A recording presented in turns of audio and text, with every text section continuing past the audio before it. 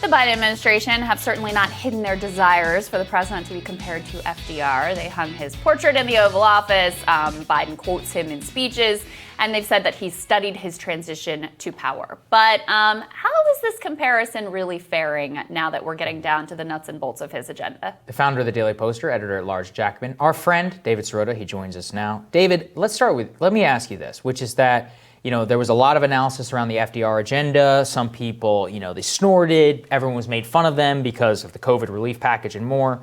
But now we're like 5 months in. So what do we know about that comparison? Well, the comparison always was sort of ridiculous. I mean, frankly, lots of historical comparisons are ridiculous. We're always looking for exact comparisons. But FDR came into office and pushed an agenda that changed the entire country really for 40, 50, 60 years. I mean, he re-regulated Wall Street. He invested significantly in the economy in a serious, and by the way, not temporary way, a permanent way. And I think the good thing is that if Joe Biden wants to be compared to FDR, that's a good aspiration to have. So that's good. The problem is that the way he's behaved does not reflect the way we understand FDR's behavior and agenda in office.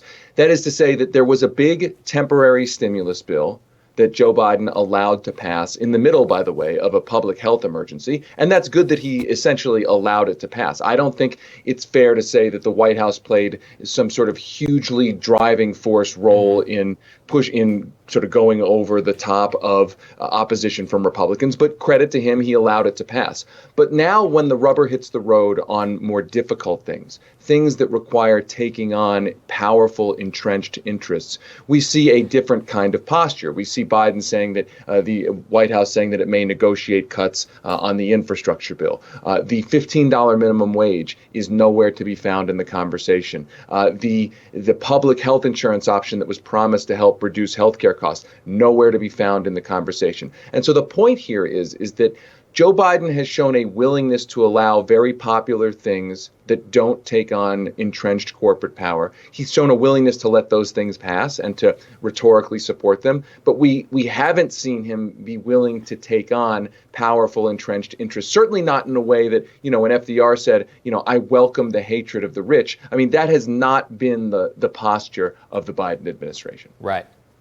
And yet they seem to have sort of pacified or neutered a lot of elements of sort of the progressive coalition who were happy to go along with the FDR comparisons, who, said he's exceeding our expectations. There's been a bunch of articles recently about how much he's really listening to the left. Ron Klain, there was a big write-up about how he'll retweet things that people on the left say or like their posts or whatever. And I guess we're supposed to be satisfied with that. How do you think that they've managed to do that so effectively, or do you dispute that premise that they've actually been successful at doing that? Well, it's not rocket science, and we've seen this happen before over and over again with Democratic presidents. They come in with very low expectations in terms of their policy agenda. There's a sigh of relief that's breathed by the broader left that, okay, at least it's not a Republican president. At least it's not another George Bush term. At least it's not another George W. Bush term. At least it's not another Donald Trump term. And Democratic presidents tend to use that to, in a sense, in a lot of ways, do the minimal when it comes to challenging entrenched corporate interests. They know that they can get away with a lot because, hey, at least it's not a Republican president. And I think that Joe Biden's staff has played that well in the sense of the other thing they understand is that the left, a lot of elements of the left just want to feel recognized. They want to feel like they're in the room. So if Ron Klain retweets a Democratic congressman, it's like, oh, wow, this is like a big deal. We're not being scoffed at. We're part of the conversation.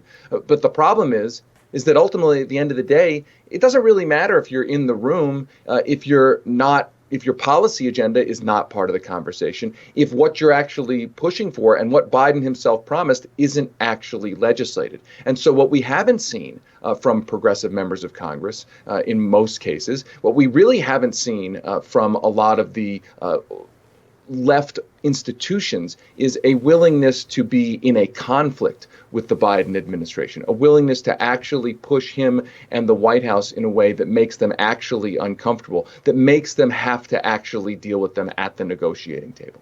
So let me ask you this, David, because you also know Senate floor time in the way some actual sophisticated observers do. What can actually pass at this point? We've talked yesterday about the reconciliation, how they're not going to use this fiscal year. They're going to talk about the next fiscal year. They were concerned because this fiscal year, they'd have to act by September 26th, 3 months from now. So that's not in the timeline. I mean, what's going to happen here? To me, it looks like Obamacare 2.0. Well, I think that anything that can be agreed upon between Republicans and Democrats will be able to be put forward and moved through the Senate. And you may there's a narrative out there that's, the parties never agree on anything. Well, that's really not actually true. I mean, the parties in the past have agreed on things like deregulation, and the parties tend to agree. This is an important one to point out. They tend to agree on just handing large amounts of federal money to corporations. So the bill dealing with China competitiveness, a potential bailout for the semiconductor industry, I'm just using that as an example. That's one of those things where it's like both parties can get together and just hand a lot of money to wealthy, profitable corporations. Those are the kinds of things without an end to the filibuster. Those are the kinds of things. Those are really the only kinds of things that you can expect to get through. Right.